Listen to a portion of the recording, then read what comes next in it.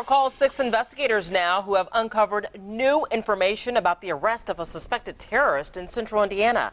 Federal authorities in paperwork filed today are asking a judge to limit what gets out involving this case.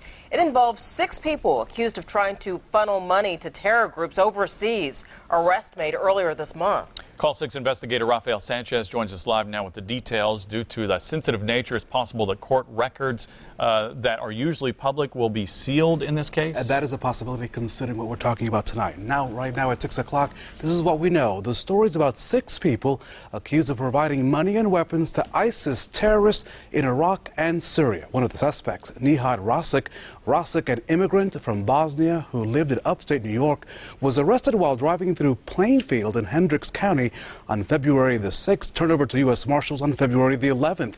The FBI had been tracking him and his associates for nearly 2 years. Rasic and 5 other Bosnian nationals are currently in custody.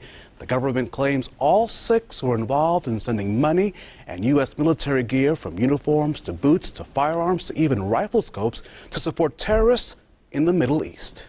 If you're willing to raise money and send money to support fighters in Syria, you would also be willing to take up arms here at home and carry out attacks.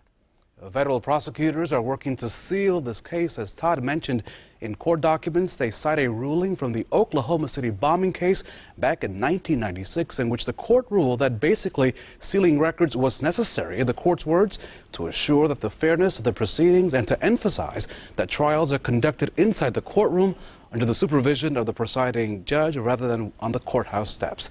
The U.S. Attorney in the Eastern District of Missouri is handling this case because several of the suspects are from Missouri. When I called the office today, they said the indictment speaks for itself. Among the 6 people now in custody, 1 has asked for an interpreter. Several have court hearings the week of March the 9th, and we'll see by that time whether or not the court will seal those records or not. We'll see what kind of information we get, but we'll be following the story every step of the way. All right, more to come. Thank you, Rafael.